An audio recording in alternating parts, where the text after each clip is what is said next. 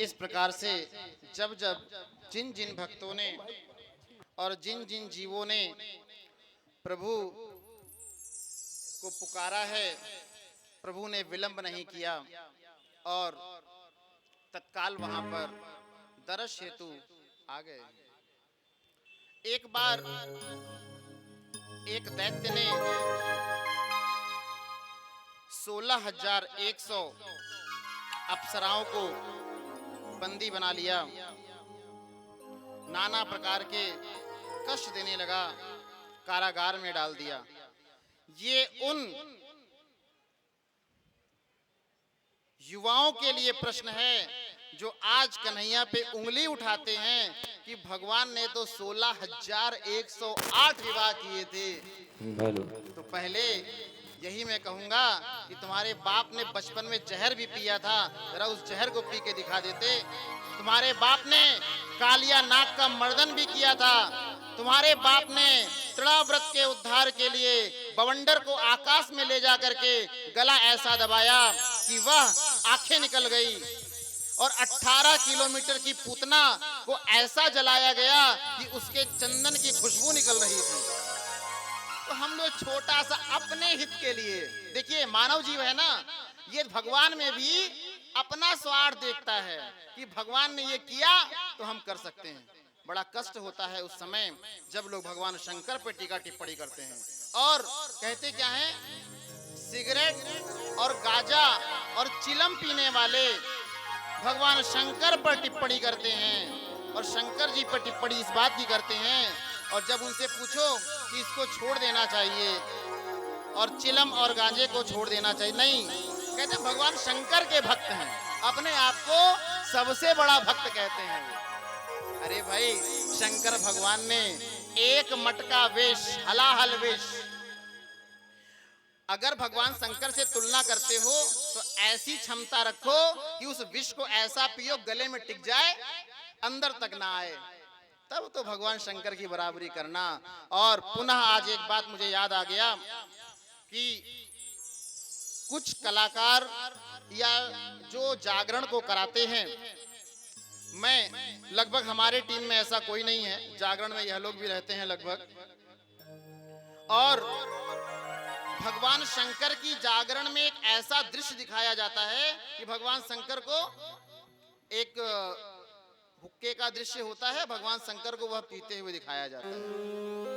यह हमारे देश का कोई सनातनी नहीं होगा, ना किसी ने आज तक इसका विरोध किया, परंतु व्यास मंच से मैं इस बात को कहता हूं कि जब सनातनी को भगवान शंकर का दृश्य पता है, भगवान शंकर कैसे हैं, कपूर की तरह गोरे हैं, कर्पूर गौरम करुणावतारम संसार सारम भुजगेन्द्रहारम कर्पूर गौरम करुणावतारम संसार सारम भुजगेन्द्रहारम सदा वसंतम हृदयारविंदे भवं भवानी सहितं नमामि।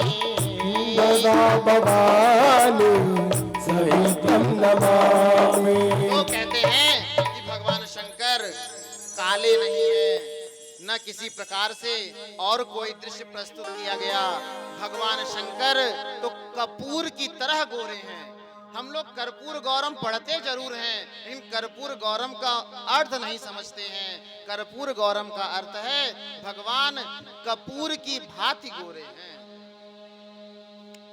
और भगवान शंकर का वह दृश्य जो अन्यत्र आपको प्रदर्शित किया जाता है, ऐसा भगवान का स्वरूप बिल्कुल नहीं है। भगवान बिल्कुल शांत स्वभाव के हैं।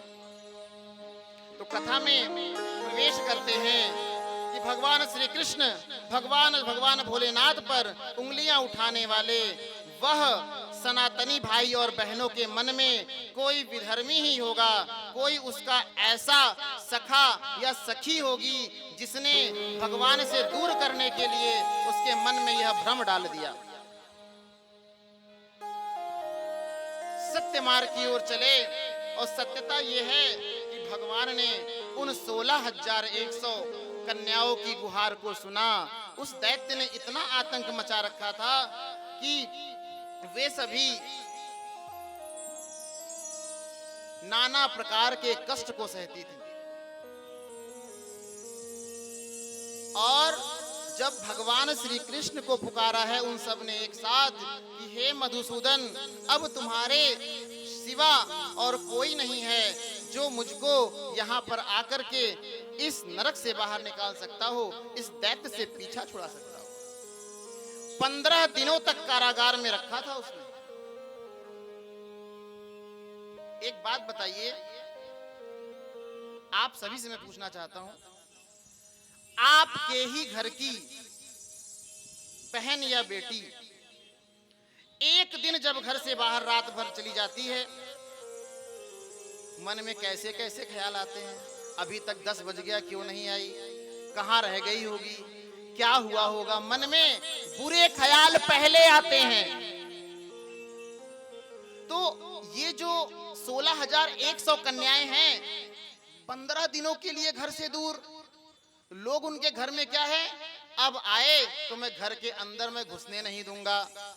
क्यों? पता नहीं कहां पर रहकर कोई किसी की समस्या को नहीं समझ रहा है। नाना प्रकार के विचार, कुटिलता, बुराई और अनर्थ समावेश पहले ही भ्रम में डाल रहे हैं उनके। तो भगवान श्री कृष्ण ने आकर के उस दैत्य को मारा, वध किया। और जब भगवान श्री कृष्ण जाने लगते हैं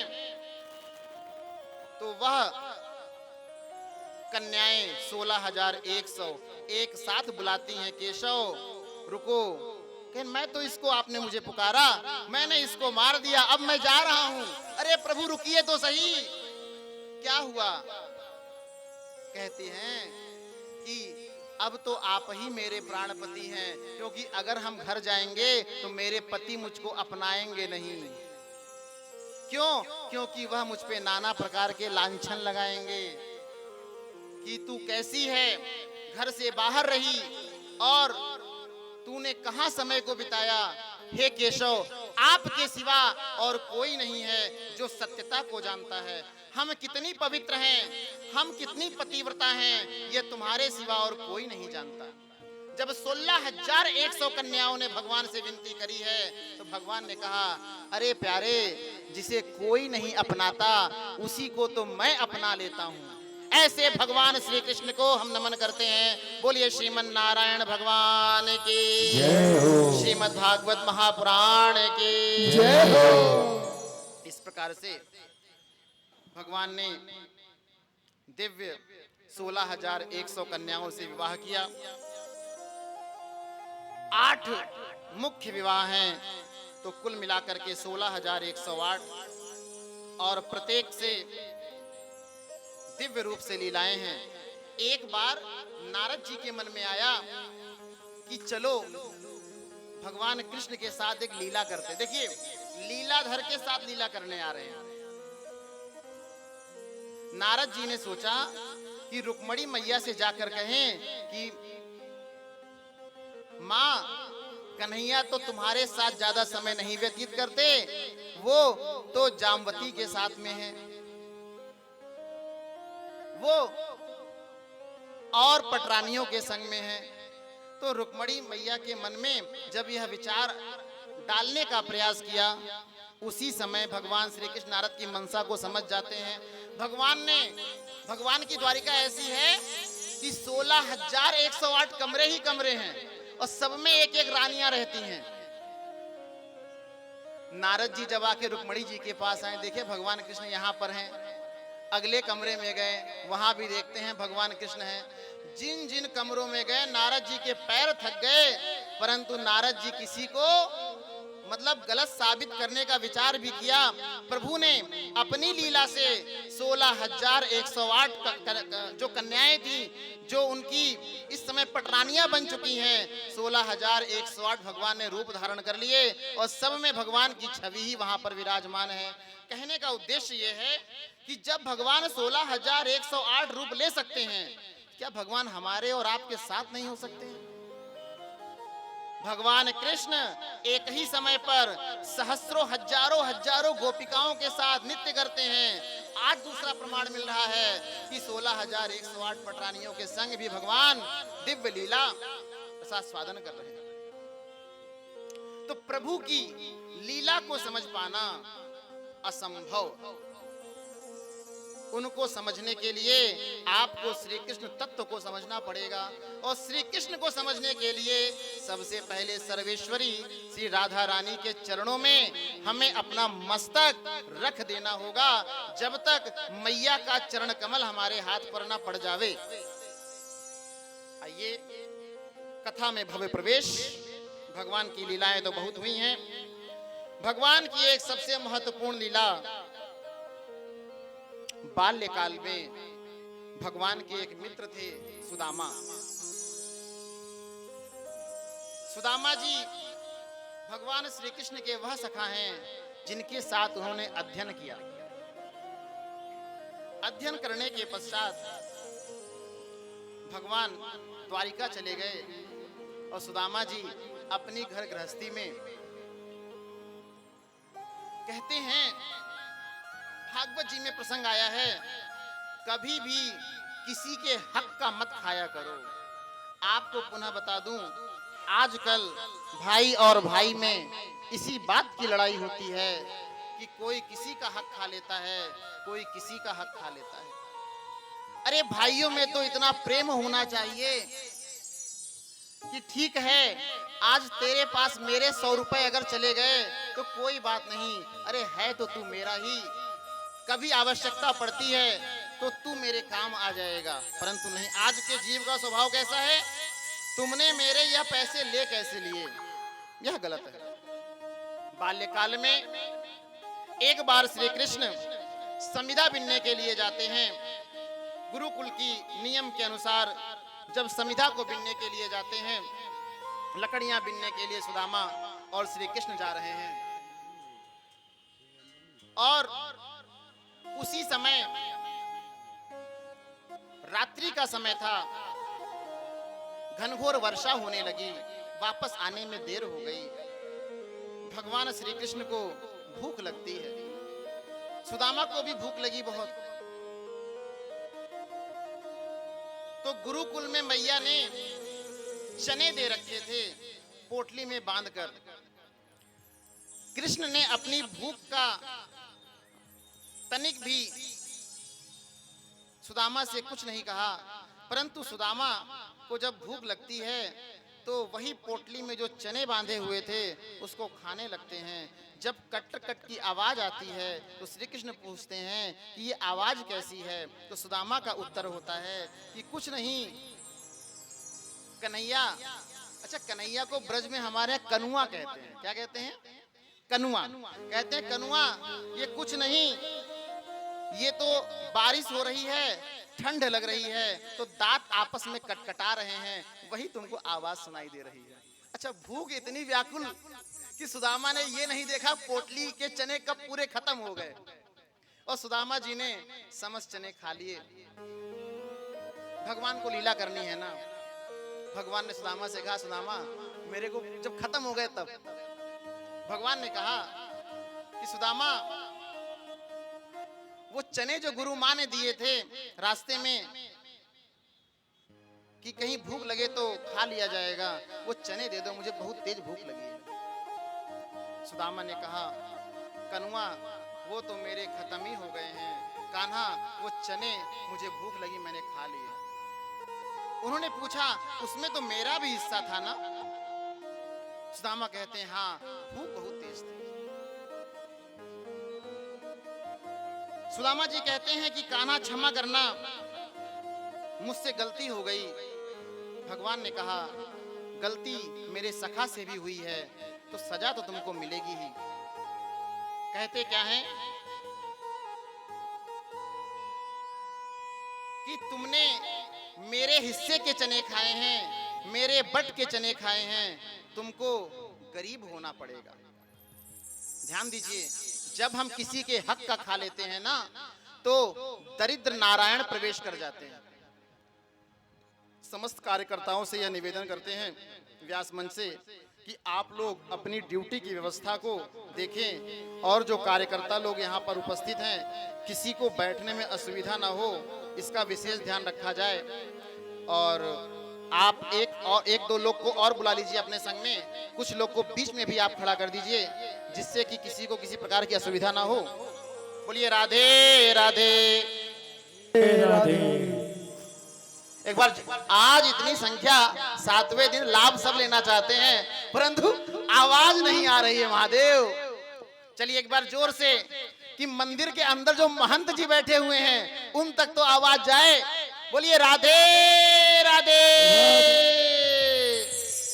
अभी नहीं गई, पूछो गई क्या? ये आवाज जब हम लोग तक नहीं आई है। एक बार जोर से हाथ उठा के दोनों, राधे राधे राधे राधे श्याम। बहुत ही सुंदर। भाई इन लोगों को जगाना पड़ता है। चलिए एक बार इसी के साथ राधे नाम का जाप। जी जय हो। हाँ हाँ हाँ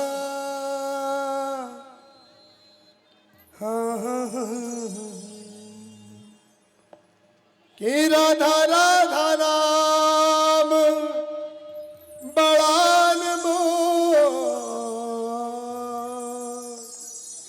राधा राधा नाम बड़ा अनमोल।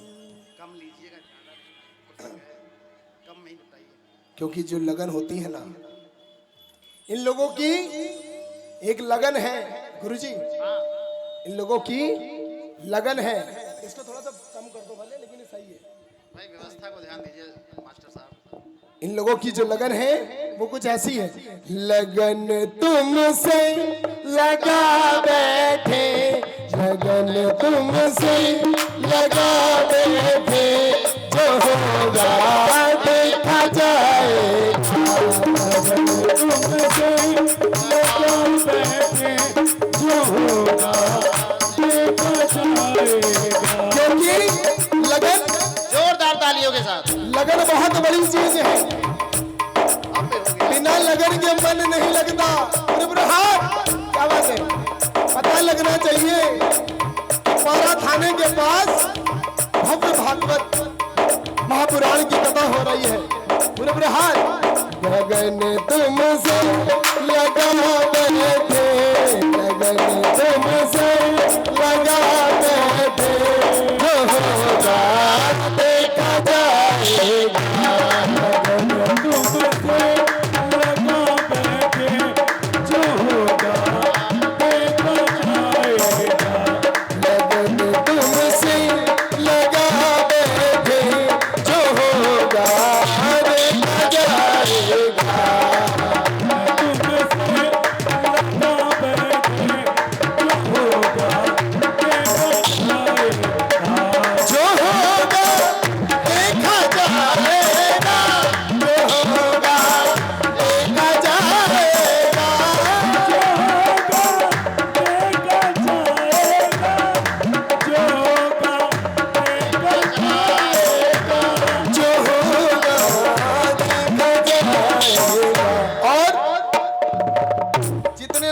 बना चुके हैं बुरे हाथ तुम्हें अपना, ऐसे नहीं बुरे हाथ।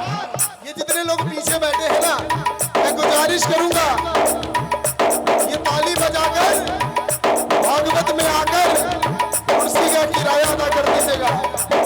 लगन तुमसे लगा बैठे, लगा बैठे, जो होगा देखा जाएगा।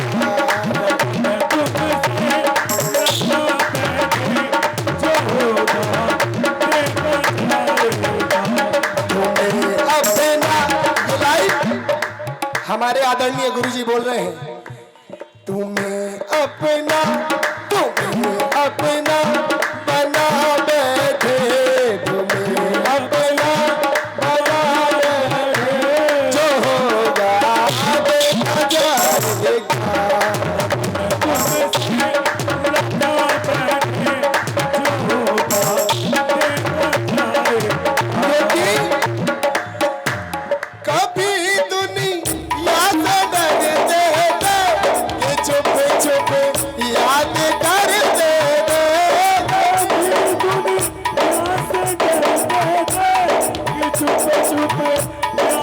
ऐसा हमारे आदरणीय गुरु जी ने कहा, आज सब पुण्य लेना चाहते हैं। कितने लोग पुण्य लेना चाहते हैं? पूरे हाथ। क्या बात है? अच्छा, कितने लोग 7 दिन की भागवत में पूरा नहीं आ पाए? हाथ उठाकर। जो नहीं आ पाए, जिन्होंने 7 दिन की भागवत पूरी नहीं सुनी है, वो पूरे हाथ उठाएंगे। झूठ नहीं कोई बोलेगा। कहते हैं किसी से डरो या ना डरो, अगर माता पिता के नजरों में आप डर कर झुक गए तो जीवन की कोई ताकत, कोई बुराई आपको छू नहीं पाएगी। पूरे हाथ। कभी दुनिया से डरते थे, चुप चुप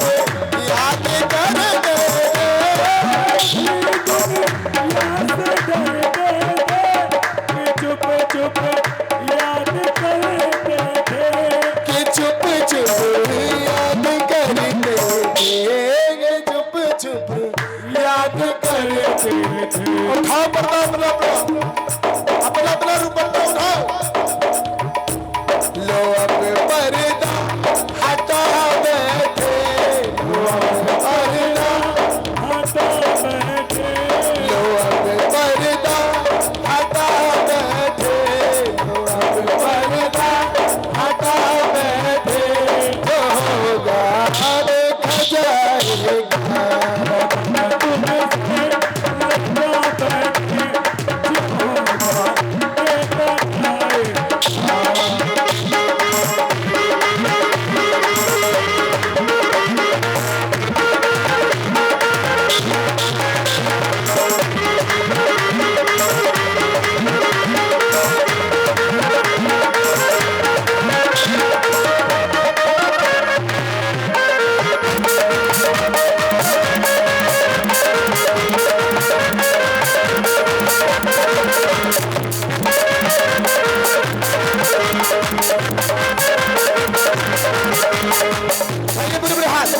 और एक बार ये लास्ट लाइन सभी लोग, लगन तुमसे। जितने लोग लगन लगा कर बैठे पूरे हाथ। लगन तुमसे